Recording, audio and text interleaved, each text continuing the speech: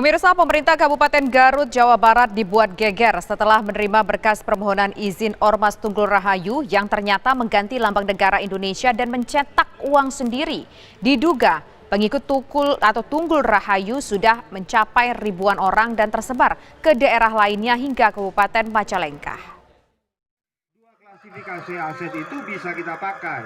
Organisasi kemasyarakatan dengan nama Tunggul Rahayu di Garut, Jawa Barat membuat kehebohan karena mengubah lambang negara Garuda Pancasila dengan kepala burung Garuda menghadap ke depan, ditambah dengan mahkota di atas kepalanya. Di bawah kalimat Bhinneka Tunggal Ika tertera kalimat lain, Suneta Logawa. Tak hanya itu, Ormas Tunggul Rahayu juga mencetak uang sendiri dan bergambar foto penanggung jawab Ormas.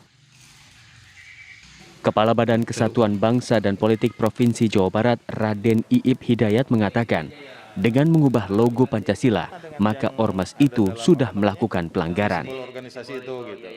Lambang negara, bendera, bahasa itu diatur oleh peraturan pemerintah.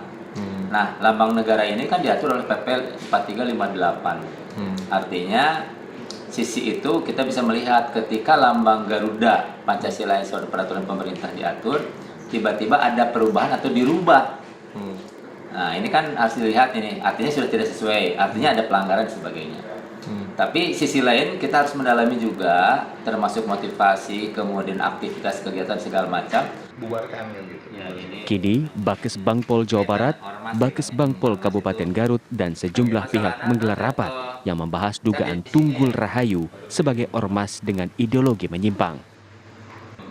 Disinyalir pengikut Ormas Tunggul Rahayu sudah mencapai ribuan orang, bukan hanya di Kabupaten Jawa Barat, tapi sudah menyebar ke daerah lainnya hingga di Kabupaten Majalengka. Dari Garut, Jawa Barat, Taufik Hidayat, TV One, mengabarkan. Pemirsa, untuk mendalam informasi ini sudah bergabung bersama kami Bupati Garut, Bapak Rudi Gunawan. Assalamualaikum, selamat sore Pak Rudi Gunawan. Waalaikumsalam, selamat sore Bang Adobeda. Pak Rudi Gunawan, kami ingin tahu sebenarnya pemerintah kabupaten apakah sudah mengetahui laporan asal-muasal paguyuban ini? Ya, kami menerima laporan dari Bangpol yang menyatakan ada organisasi yang mau mendaftarkan, dan yang terhendak oleh kami itu adalah logonya yang benar-benar membuat kami memberikan perhatian.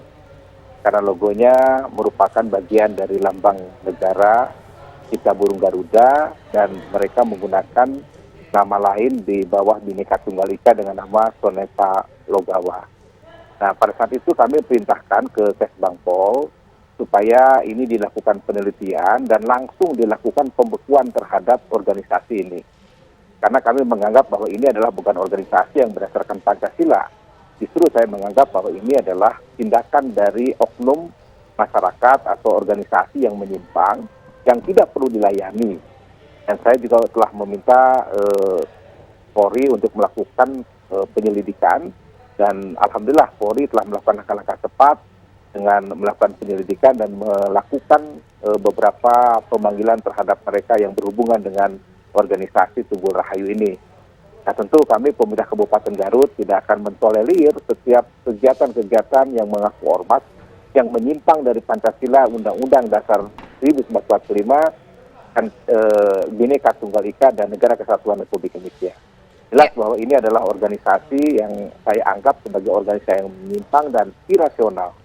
Karena mereka melakukan pertemuan-pertemuan dengan melakukan upaya-upaya bujuk rayu kepada anggotanya.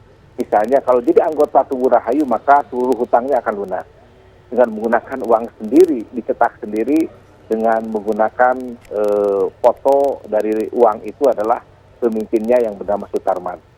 Itu Sutarman sendiri juga menggunakan gelar palsu ya. Dia menamakan sebagai profesor, doktor, insinyur, yang ternyata dari sisi pribadinya dia tidak pernah sekolah seperti itu. Dan tentu ini adalah perbuatan pidana ya yang harus segera ditindaklanjuti dengan satu langkah-langkah proses penegakan hukum supaya tidak terjadi korban lebih banyak lagi.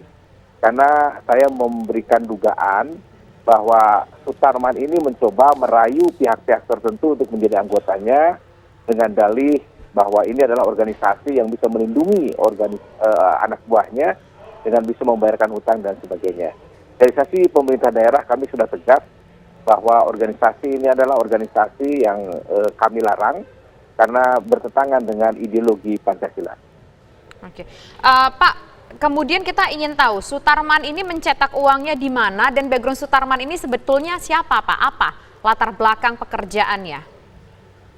Sutarman ini memang asli orang Garut, bertempat tinggal di satu kecamatan di daerah yang ada di Cisewu dan ini ada di Garut bagian selatan.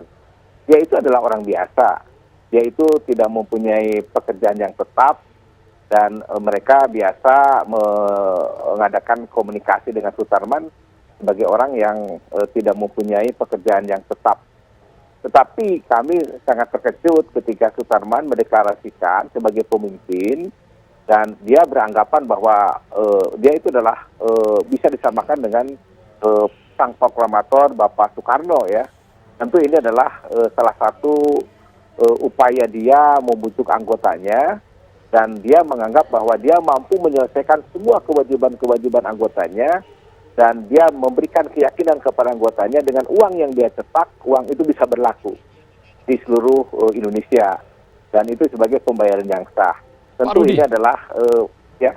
Kalau Bapak mengatakan ini organisasi menyimpang, kabarnya ada dugaan bahwa jumlah anggotanya sudah ribuan.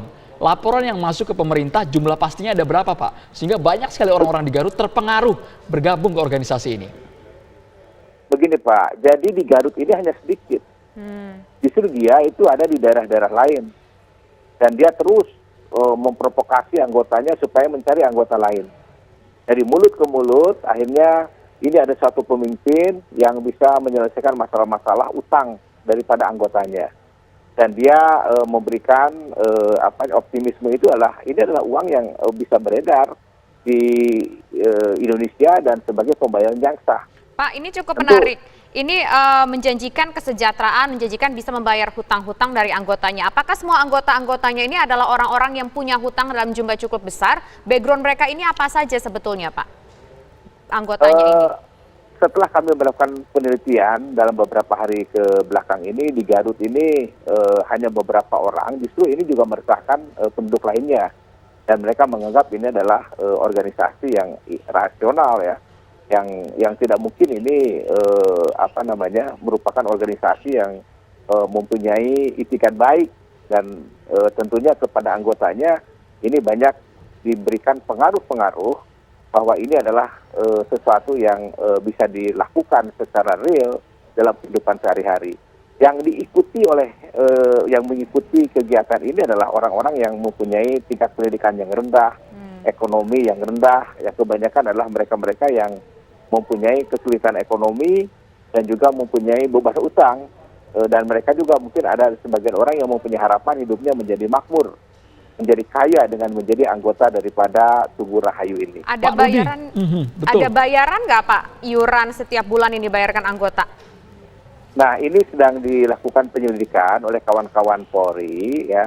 Kalau kami dari sisi pemerintah daerah sampai ke tingkat RW itu di setiap kegiatan itu memang ada kumpulan-kumpulan uang yang diberikan untuk mengadakan suatu acara. Tetapi tidak seluruh anggota yang diminta, tetapi anggota-anggota tertentu lingkaran dalam daripada Sutarman ini yang bergotong royong membuat satu kegiatan. Termasuk ketika Sutarman harus keluar dari Garut ya, ke daerah-daerah kabupaten lain yang ada di Jawa Barat. Oleh karenanya Pak Gubernur melalui Kesbangpol Provinsi Jawa Barat ini melakukan upaya preventif dan melakukan penelitian ke daerah lain di Provinsi Jawa Barat supaya ini tidak meluas. Ini seperti Sunda Empire lah seperti itu Pak. Pak Rudi tadi mengatakan bahwa iming-imingnya sebenarnya setiap anggota yang memiliki utang akan dilunasi oleh Sutarman. Apakah pengakuan pendalaman dari tim di lapangan memang terbukti dari kocek sendiri Sutarman melunasi utang-utang para anggotanya? Ada tidak Pak bukti itu Pak? Ditambah dengan uang cetak sendiri lagi kan? Ya, justru yang terjadi sekarang ini adalah beberapa orang yang dulu dekat dengan Sutarman dalam hal ini menjadi anggotanya, mereka tidak pernah merasakan itu terwujud oleh perbuatan Sutarman. Misalnya Sutarman sebenarnya dia juga tidak mempunyai kemampuan ekonomi apapun. Di daerahnya juga tidak mempunyai kemampuan ekonomi apapun. Dan ini adalah benar-benar sesuatu penipuan yang diduga dilakukan oleh Sutarman dengan modus dia mempunyai kekuasaan dengan mengatakan bahwa dia mempunyai kapasitas sebagai kepala negara yang bisa mencetak uang, mengedarkan uang gitu di wilayah Republik Indonesia.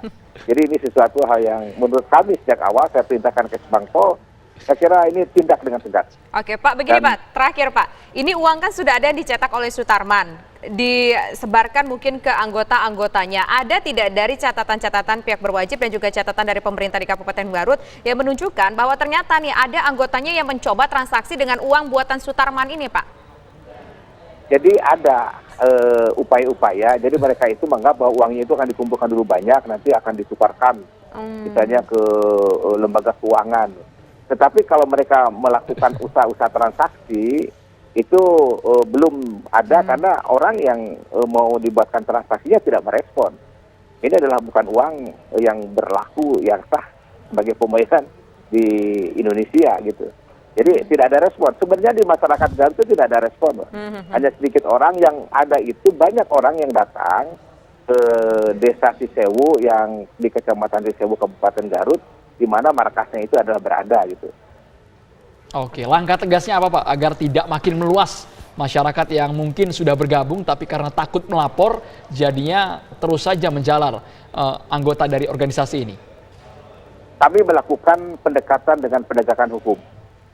Jadi kami sudah berkoordinasi dengan pihak kepolisian, dengan Pak Kapolres ya bahwa sudah melakukan penyelidikan dan kalau ditemukan unsur-unsur tindak pidana tentu akan diproses sesuai ketentuan yang berlaku. Hanya itu supaya semuanya berhenti dan tidak ada lagi korban-korban daripada tindakan yang dilakukan oleh Sutarman yang mengaku sebagai Profesor Dr. Sutarman yang pada hakikatnya dia itu bukan apa-apa dan ini adalah merupakan organisasi yang menyimpang. Oke, baik, terima kasih Bapak Rudi Gunawan selaku Bupati Garut, Jawa Barat atas waktunya bersama kami di program Kabar Petang. Selamat sore.